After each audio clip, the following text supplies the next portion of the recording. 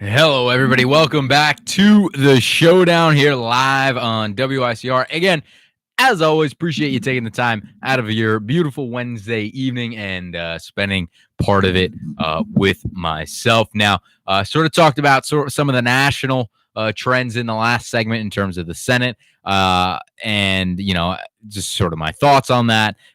Told you about some of my predictions, but now I'm going to try to make it a little bit, talk about a little bit more of the local scene. Again, obviously more specific here to New York because I live in New York. I'm a New Yorker. I know a lot more about it than really, some of the other states. But I'm not trying to discredit any of the performances of other of what happened in other states out there. Whether it be in states like South Carolina, big seat was flipped. I believe first.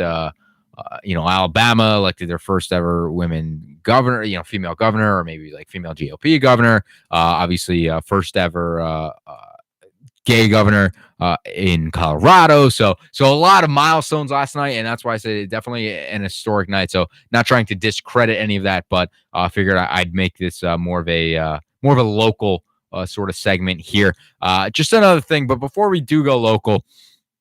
Another prediction I had, and coming into this, and I don't have the exact numbers off the top of my head, but it was upwards of I think close to 30. I want to say close to 36 governors' mansions in the country were held by Republicans, and very few for the Democrats. And much like the Senate Republicans were able to flip. I think, 3 or 4 seats.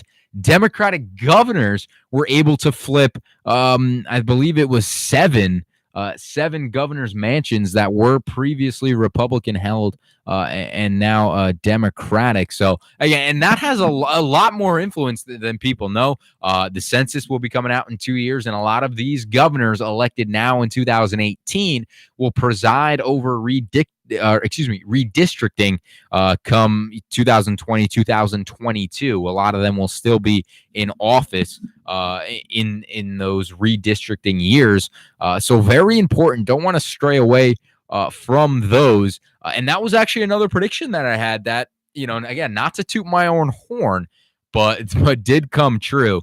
I had said, and this is the written down version, governor's races, Dems will gain governorships. Doubtful they will hold more than 25 seats, though. And again, it was a favorable map. They had favorable map and had some good candidates in some of those states. Obviously, one of the big ones, obviously being actually there's a couple of big ones. First one, Kansas. A Democratic governor in Kansas, not exactly what you would expect going into the night. And then also Wisconsin. Scott Walker is finally unseated from the Democratic perspective, finally unseated. I mean, this is a guy who has already gone through 2 elections. He was going for his 3rd team and survived a recall. So he has been some sort of I guess you call it almost a titan in Wisconsin politics, has been able to overcome a lot of really close races, but not last night. He falls to the Democrat. Tony Evers, I believe, is his name. So, again, I know I'm definitely keeping some of them out. Obviously, I think a surprise when kind of talked about a little bit about it was down in Florida. DeSantis able to pull it out. Again, a lot of the polling, again, was within the margin of error, a lot of the polling, but within the margin of error, but showed Gillum ahead. And it looks like this one's going to be within about, less than a percentage point, once the final tally is counted. But definitely, I think a race that Democrats thought that they would pick up, in my opinion. But nonetheless, DeSantis appears as if he will be the governor of the great state of Florida. So just to talk about things in New York for a little bit. Again, we had some action last night in the congressional races in terms of the statewide office. Again, not too much of any surprises. Senator Kirsten Gillibrand cruised to victory. I believe she received about 66% of the vote. And then Andrew Cuomo, again, he cruised to re-election. He will now start his 3rd term come the beginning of January 2018. I believe he got about 57% of the vote. Again, beat Molinaro by about 20 points. Again, the name recognition around Mark Molinaro was just not there. And again, very, just I don't know when the next time we will ever see a Republican win a statewide office in the state of New York. The way the map is, the way everything has turned out, I don't think it's ever really going to happen, at least for a while now. So those are statewide races. Again, none of them were really expected to be competitive, and neither of them really turned out to be. But what were competitive were some of these key House races. Now, going into it, and this goes back really, I think, to 2017, New York 19, a district that I think most people would call upstate. It's the Hudson Valley and a little bit of the southern tier. It reaches, up to the near around the capital region. Huge district. I want to say at least 5 or 6 counties. I'll get that for you in just one sec. So we got Ulster County, obviously up there, home to Kingston, home to SUNY New Paltz, Dutchess County, Rensselaer County, Columbia County, Sullivan County, Otsego County, Greene County, Delaware County, Schoharie County, I don't even know how to pronounce that, Montgomery County, and parts of Broome County. So just a quick count: 1, 2, 3, 4, 5, 6, 7, 8, 9, 10, 11 counties. So this is a very large geographical distance, but Delgado able to pull it out. And again, this is one of those districts they call it a pivot district, because this is a district that in 2012 voted for Barack Obama by about 6 points, but then came back in 2016 and voted for Donald Trump by 7 points. And that also helped John Faso win that election against Zephyr Teachout. That was a somewhat close election. Again, I don't have the numbers right off the top of my head, but I do know it was somewhat of a close election. But Delgado really, I think, overperformed in a lot of places. Again, I don't know if we have the final tallies exactly. I think there's probably still some precincts reporting. That was on Politico. I'll scoot over to our good friends. I've never talked to anybody from the New York Times, but the New York Times, again, they have it with 94% reporting, but it is called right now. Delgado up again. It is called, but winning by about 2 points. So definitely a close election, but Delgado able to pull it out. And if you just look at where the vote comes from, now, Ulster County is what carried Delgado, I think, in my opinion. Delgado got plus 22, got the county by 22%. It got it by 22 points. And if you look at the votes, I mean, this is where the majority of the states of the district's vote is coming from. Over 70,000 votes. Now, Dutchess County is still rolling in some of their returns. So I'll take a look at those in the break in terms of whether he was able to win both Ulster and Dutchess County. But out of those 11 counties, only won 2 of them. One Columbia County by 10, was one Ulster by 22. And when you think about it, and I was talking about this in class today, if you think about sort of the big areas in the district in terms of population, obviously Poughkeepsie is one of them. Poughkeepsie has some, a decently sized amount of population. But the other locations where I look at are Kingston and also SUNY New Paltz. I mean, that is a college town, very I would say a very progressive population amongst the town and the school, and he won that by 22 points. And in my analysis, I believe that is what carried him to what seems will be about a 2-point victory over incumbent John Faso. So again, that was a flip. And additionally, up and over in House District 22. Now, again, this was even tighter. This was incumbent Claudia Tenney going up against State Assemblyman Anthony Brindisi, and Brindisi really riding some of the momentum going on in the state.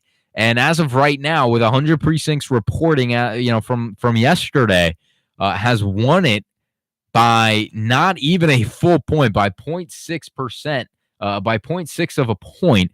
Again, 50.3% to 49.7 of the popular vote.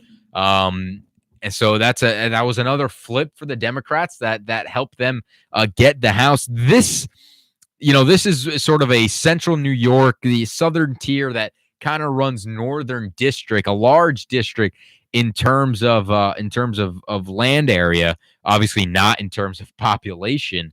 But Brindisi able to flip that seat, and both of those were seen as competitive races. Again, the 19th had gotten a lot more national attention. I mean, Joe Biden had visited the district. Delgado had gotten some support from Obama. Steve Scalise, the House right now House Majority Whip, made some campaign stops for John Faso. So we knew that one was going to be close. But I think one of the big shockers of the night in New York State was undoubtedly U.S. House District 11.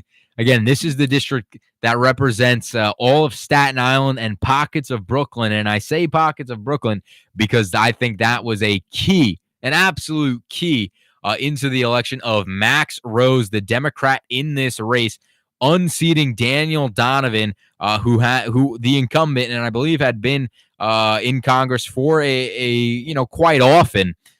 But Max Rose, if I'd actually been able to see some of his ads, his TV ads, and you hear a lot about where that the Democratic Party is moving more and more left. But I think if you look at Rose's campaign, he ran this campaign as a local campaign.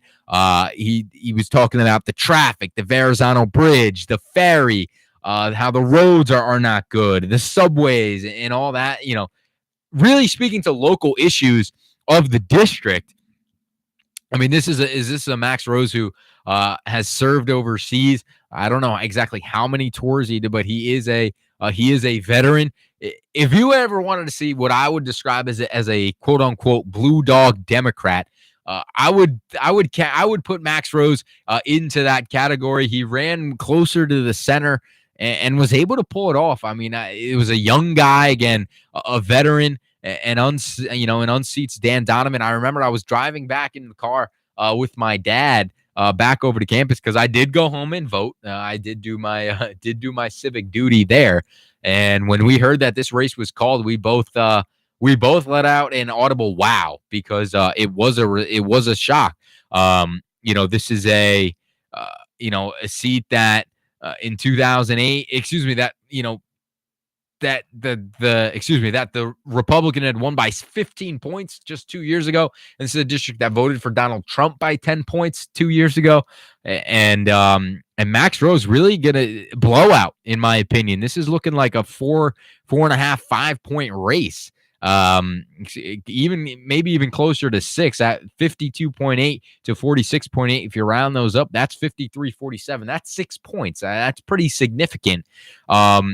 And going back to what I said, it is Brooklyn County, I think, that really put him over the edge. Now, he did win Richmond County, which is Staten Island, by 1 point. But he won Kings County, those pockets of Brooklyn, by 20 points. And that's really what put him over the head and is going to contribute to the margin here. But in his defense, he did win Staten Island outright. The Democrat Max Rose did. So some very interesting things going on statewide. We do now have a Democratic trifecta in the state government in New York. The Senate, which is got this. The Democrats really took over the New York State Senate last night. Again, this is barring any members defecting from the Democratic Party and caucusing with the Republicans. We don't know if that will happen again. But I believe it's close to about 40 seats right now. They will hold in the 63 seat New York State Senate, and the New York State Assembly does hold their super majority. So again, there were some interesting things in New York last night, not as interesting as other states, I will concede that, but there were some exciting races nonetheless. So stick around. We'll get to the sports in the next segment. I'll have my recaps from NFL Week 9, and I'll preview NFL Week 10. So stick around. Back after this.